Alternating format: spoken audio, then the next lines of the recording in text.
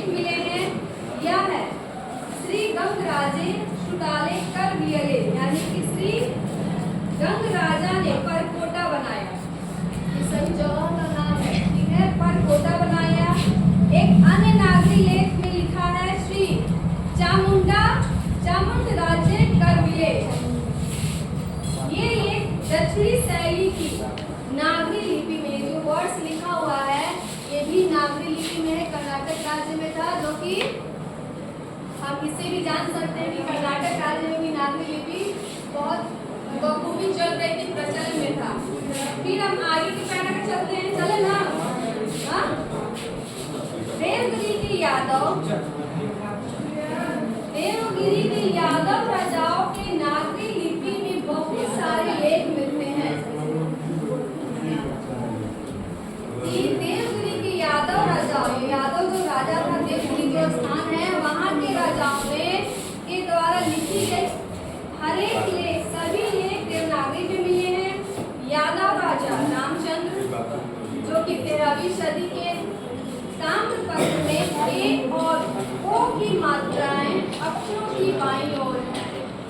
अब यहाँ जाहिर बात हो गया ना कि नागरी लिपि का हम कैसे पहचान सकते हैं यहाँ से, कि हम बोले ना कि बाएं से बाएं। तो ये बोल रहे हैं कि रामचंद्र जी 13वीं सदी में जो राजा थे, इनके ताम्रपत्र में ए और ओ की मात्राएं अक्षरों की बाईं ओर, अक्षरों के अक्षर जो लिखता है उसके बाईं ओर अक्षर लिखा था ना,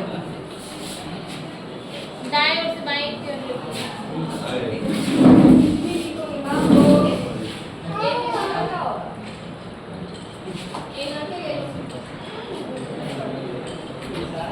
मतलब साइड हमेशा इधर साइड मात्रा लगता है। जो कि 13वीं सदी में थे, इनके द्वारा लिखित ताम्रपत्र में ए और ओ की मात्राएं अक्षरों की बाईं ओर है। कल्याण के पश्चिमी चालुक्य नरेशों के लेख भी नागरी लिपि में, यानी चालुक्य नरेश का भी गाथा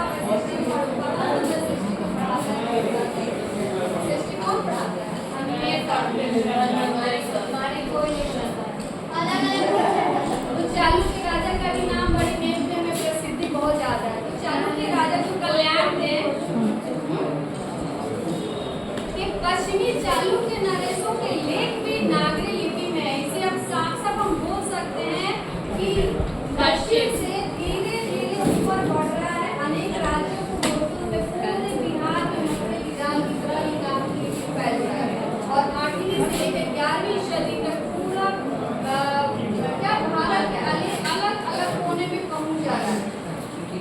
फिर हम आगे उड़ीसा, देखो यहाँ से आगे इस साइड उड़ीसा, यहाँ उड़ीसा नहीं, मेरा मैप में देखो उड़ीसा, यहाँ उड़ीसा में भी कहाँ जाते हैं विजिटिंग करने और बताते हैं कि उड़ीसा से क्या साक्ष्य मिले, क्या प्रूफ मिले। उड़ीसा को कलिंग प्रदेश भी कहते हैं। कलिंग प्रदेश से एक राजा, बहुत ही प्रतापी राजा अशोक के बारे में जानते हैं।